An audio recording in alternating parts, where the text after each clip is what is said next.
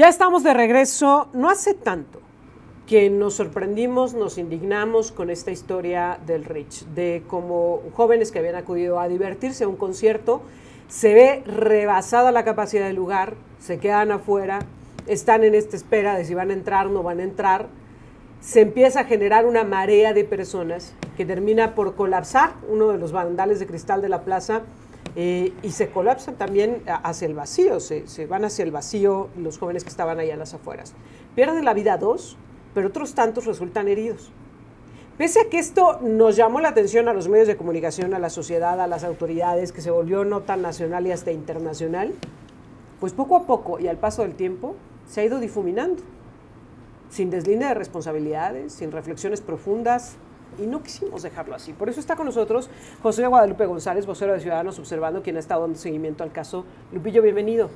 Gracias, mi querido Edson, Erika, gracias por estos espacios para, como tú dices, despertar a la sociedad y recordarles que este caso sigue impune, que hay muchos jóvenes con secuelas y que no lo podemos permitir dejarlo en el olvido, porque entonces como sociedad también nos convertiríamos en cómplices de lo que está pasando. Quiero que nos vayamos del caso a lo general, porque hubiéramos esperado que esto tuviera repercusiones mayúsculas para la vida nocturna, para la materia de protección civil, para las normatividades en materia de gobernación, etcétera. Hubiéramos esperado que tuviera un efecto como de oleada, ¿no? Que hubiéramos visto un cambio, una transformación, pero empecemos primero por el caso.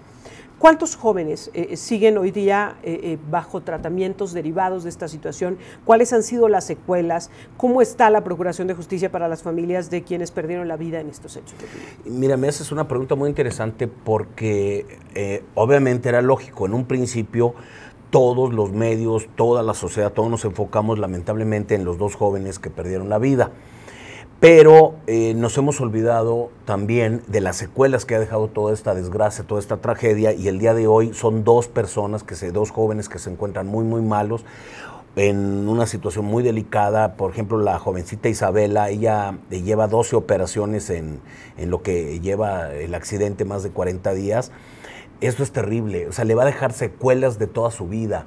Los gastos son enormes para su familia, la situación que está viviendo, las secuelas que van a tener son gravísimas. Y hay otro joven, Luca, de origen italiano, francés, él es de origen francés, él está teniendo un tratamiento también muy caro, lo está recibiendo en su casa, tiene las dos piernas pues deshechas, una parte de la cadera. Son situaciones graves. Los otros jóvenes han ido saliendo en una rehabilitación, pero va a ser larga.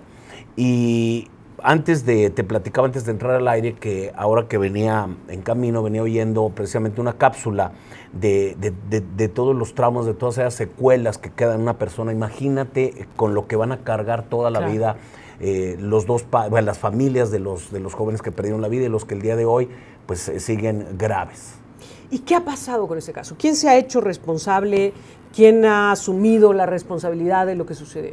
Mira, lo que nosotros vemos, y lo dijiste muy claramente al inicio de la plática, no se ha ido a fondo. O sea, la Fiscalía no ha hecho un trabajo serio, no ha realmente presentado ante el juez a posibles culpables en esta situación, porque no fue un hecho fortuito. Hubo una serie de omisiones para que esta desgracia sucediera. Ya había alarma, ya se había notificado. Yo me entrevisté con jóvenes que en noviembre, cuando se llevaron a cabo, a los principios de noviembre se llevó a cabo un evento con temática de Halloween, de esto, unos jóvenes detectaron que ese barandal tenía juego, le avisaron al encargado de seguridad y pues como siempre, ¿no? Nosotros lo vamos a ver. Fíjate que encargados de mantenimiento que han estado en algún momento trabajando en la plaza nos habían denunciado también que ellos ya lo habían reportado, que lo reportaban todos los días en sus verificaciones, en los reportes que entregan de manera cotidiana como parte de su trabajo, establecían ahí, aquí hay un problema. Pero además que ya había denuncias de que ahí había venta de alcohol a menores de edad. Para allá voy, mira, esto es importante, porque esta desgracia es un cúmulo de omisiones, de corrupción, de irresponsabilidad, y lo resumo rápidamente. Este antro abre en una plaza con un permiso para restaurant bar, era normalmente para comida japonesa, donde tenían una área muy limitada de cuántas mesas iban a tener. ¿Cómo operaba realmente este lugar? Porque mucha gente decía, ¿pero por qué dejaban entrar a menores de edad entonces? Porque ante la ley, era un restaurante. Era un restaurant bar y tú entras a un restaurante con menores de edad, pero ellos no deben de consumir. El problema es que era solamente una simulación. Lo que pasaba realmente adentro era un consumo brutal de alcohol, donde pues ese era su negocio. Y constantemente presentaban a jóvenes famosos y muchos chavitos menores de edad accedían a estos lugares para tomarse la selfie con el que se presentaba ahí y a tomar. Ese también era el grave problema. Luego viene el evento trágico. Ahí todo el mundo estaba enterado que iba a haber un evento, todo el mundo asistía, siempre se aglomeraba, menos las autoridades. La autoridad no. Se había publicitado en redes sociales, los chavos se habían enterado, pero la autoridad no. La autoridad no. Entonces ahí hay un caso de omisión, que era muy evidente cómo operaba este antro y estaba claramente protegido. Y ahí, pues, la Fiscalía no ha ido a fondo, no ha trabajado realmente sobre todos los que están involucrados en esto. Y luego, Erika, llevan ante la justicia solamente a 3 personas que están relacionados concretamente con el antro Rich, y que el día de hoy andan tramitando amparos. Y hay bueno, se va a ver para los principios del mes de agosto una audiencia donde ellos, por lo que yo me he enterado por medio del área jurídica de las personas que están denunciando pues toda esta serie de situaciones, que quieren por ahí pedir una reparación del daño, y pues con esto lo que pretenden, Erika, es que se le dé carpetazo, se acabe el tema y ninguna autoridad está relacionada, ninguna persona relacionada con la plaza. Y luego lo que más indigna, Erika, lo que más indigna es esta complicidad sincronizada entre las dos autoridades, tanto estatales como municipales, donde salen a declarar casi al unísono que van a iniciar sus contralorías una investigación. Oigan, espérenme, estamos hablando de delitos, estamos hablando de fallecidos, estamos hablando de cosas graves, no estamos hablando de una cosita administrativa. Aquí tienen que presentarse ante las autoridades, la Fiscalía tiene que estar haciendo un trabajo de fondo para deslindar responsabilidades y presentar ante un juez a las autoridades que fueron omisas, porque se perdieron vidas, Erika. Hubo falta de medidas preventivas de parte de las dos autoridades. Estamos hablando de delitos de homicidio. Lo quiero determinar por culpa, lesiones que ponen en riesgo la vida de las personas. Entonces, se debe de ir a fondo, la Fiscalía debe de judicializar el tema y llevar ante la justicia autoridades tanto estatales como municipales y obviamente también a la gente de la plaza que tuvo mucha responsabilidad. Ahora, incluso hay un dictamen previo por parte de Protección Civil del Estado en donde se determina que no cumple este lugar con las medidas necesarias.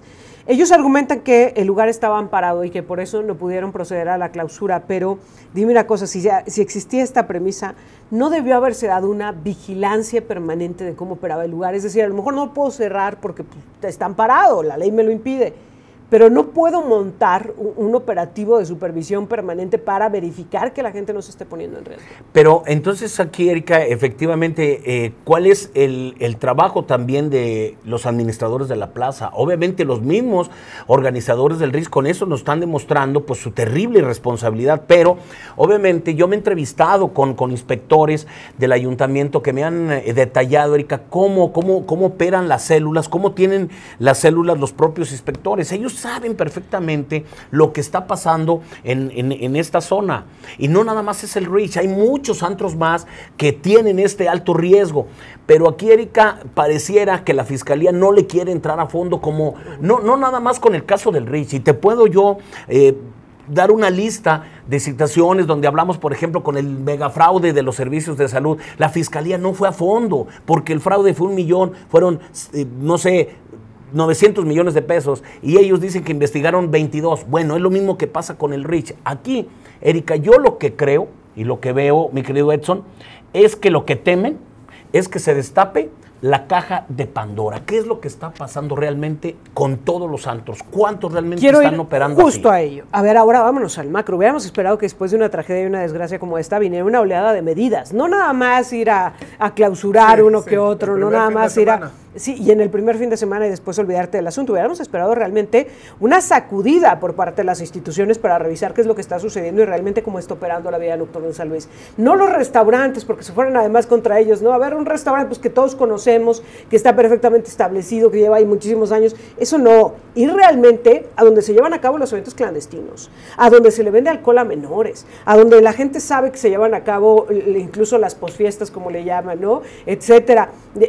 Todos estos eventos organizados que no están regulados, pero que están ahí operando, todos estos lugares que no cuentan con los permisos, pero que están operando de manera cotidiana. Hubiéramos esperado algo así, pero no sucedió. No, porque mira, aquí la cuestión no es tanto a veces de que hay que legislar más, hay que hacer más, no, hay que aplicar la ley. Y mira, ¿qué es lo que se quejan muchas personas que tienen restaurantes, que tienen antros? Me dicen, mira, es que es un calvario para yo como empresario tener todos mis permisos, yo los tramito, dijo, y entonces extrañamente me tardan, me dilatan, me ponen trabas y entonces llegan a extorsionarme. Mira, yo tengo en mi poder una serie de grabaciones que me han hecho llegar gentes donde están siendo víctimas de extorsión. Obviamente quien los extorsiona no sabía que estas personas, para protegerse en algún momento, la autoridad, estoy hablando de autoridades tanto del gobierno del estado como municipales, los están extorsionando. Estas personas tienen las grabaciones, a mí me las han hecho llegar y se ve cómo operan. Entonces la persona afectada les dice, es que a ver, ¿qué necesito hacer para arreglar mis trámites? Ya no me pongan peros, díganme si se puede o no se puede. El problema es que ahí es donde está el negocio. Te dejo trabajar, te medio llevo, te pongo muchos obstáculos y mientras viene una extorsión. Pero el problema va mucho, todo esto, Erika, va mucho más allá. Y yo quiero alzar nuevamente la voz por lo siguiente, Erika. ¿Cuántos accidentes fatales ha habido en San Luis Potosí donde jóvenes pierden la vida y después de el acontecimiento trágico oímos el mismo pretexto, la misma lenguaje de las autoridades? Que esto nos sirva como una experiencia para que no se vuelva a repetir. Y nosotros en la organización Ciudadanos Observando hemos hecho un análisis de cuántos casos de jovencitas, jovencitos que han perdido la vida han quedado impunes. Y la autoridad sale diciendo lo mismo que están diciendo el día de hoy. Mira, hablabas del tema de las licencias. Justamente en estos días hemos recibido varios comentarios de pues empresarios pues en San Luis Potosí, desde pequeños cafecitos hasta lugares ya más elaborados, donde nos dicen es que esta situación de opera con licencia vencida, es que vamos y la tratamos de actualizar y nos ponen un montón de peros, es lo que un montón de trabas. Claro. Y entonces no es cosa de que nosotros no queramos cumplir ni queramos tener la licencia, por supuesto queremos operar en regla, sino que simple y sencillamente no se puede. Y en medio de esa situación, y nos decían en contraparte, hay quien comercia con las licencias de venta de alcohol, por ejemplo, y la Secretaría de Gobernación como si no existiera, ¿no? Porque da una licencia a un lugar que se supone que cumple con ciertas características en una cierta ubicación y de pronto ve tú a saber dónde terminó esa licencia y a qué se están dedicando. ¿Qué tendríamos que aprender finalmente de esto, Lupillo? ¿Cómo no dejar que esta tragedia pues se quede en un anecdotario más, como tú decías, en un tema que se documenta y que luego se olvida? ¿Cómo hacer que esto realmente trascienda? Uno, que como sociedad también seamos más responsables, que seamos más solidarios, porque estamos hablando de desgracias, de pérdidas humanas, de gente, de jovencitos que el día de hoy están sufriendo, familias que están pasando por un trauma terrible. ¿Qué tenemos que hacer? Es una obligación como sociedad, como ciudadanía, solidarizarnos, alzar la voz, unirnos, no permitir que este caso se olvide, porque entonces como sociedad también nos hacemos cómplices. ¿Dónde están los que dicen ser nuestros representantes populares y que andan pidiendo el voto? ¿Por qué el día de hoy no alzan la voz? ¿Por qué solamente anda ahí un regidor, Gustavo Garay, es el único que ha alzado la voz? Todos los demás están callados. ¿A quién dicen representar? Entonces ahí va el segundo punto. Y tres, Erika, yo creo que las autoridades no actúan porque la sociedad se los permite. Por eso estamos como estamos, porque la sociedad también todo se nos olvida. Entonces, contestando tu pregunta, creo que eso es lo que tenemos que hacer. Primero, como sociedad, presionar. Que nuestras autoridades electas alcen la voz, que también tomen verdaderamente su compromiso y que estén del lado de las víctimas. Y tres, que exijamos como medios de comunicación, que el tema no se enfríe, que la Fiscalía haga su trabajo, que vayamos a fondo y que las autoridades también dejen de mentirnos, de engañarnos y querernos ver la cara de tontos saliendo con sus cosas estas de que las contralorías devaluadas, que nadie cree en ellas, que son puestas por los mismos funcionarios que van a investigar. Eso para mí se me hace un engaño, se me hace jugar con la desgracia, y lo que deben de hacer las autoridades es tomar el toro por los cuernos, ser responsables, ir a fondo y no mentirnos. Lupillo, te agradezco mucho que hayas estado con nosotros. Al contrario, estoy a sus órdenes, y de aquí, Erika, nuevamente decirle a todas las familias que están pasando por estos momentos tan terribles, que no están solos, que tenemos que solidarizarnos, que vamos a alzar la voz por ellos, y que así como ellos, Erika, créeme que hay muchas familias que están pasando por desgracias y están gritando en el desierto, y eso no se vale. Algo que me conmovió muchísimo cuando platiqué con los papás de los jóvenes fallecidos es que ambos coincidían en un punto en decir, a mi hijo ya nadie me lo regresa, pero yo no quiero que esto se repita. Yo no quiero que otros jóvenes que salen a disfrutar de la vida nocturna estén en un riesgo como este, y más porque los dos decían, a ver, son chavos, los chavos quieren salir, quieren divertirse, tienen derecho a la diversión, al esparcimiento, pero tiene que ser en condiciones. Claro, y las familias están echadas para adelante, eso es lo bueno, no se van a doblar, pero también necesitan del apoyo y solidaridad de la sociedad. Gracias, Lupillo. Gracias a ustedes y gracias por este espacio tan valioso. Con mucho gusto. Gracias. Siempre es un gusto tenerte por acá. Gracias.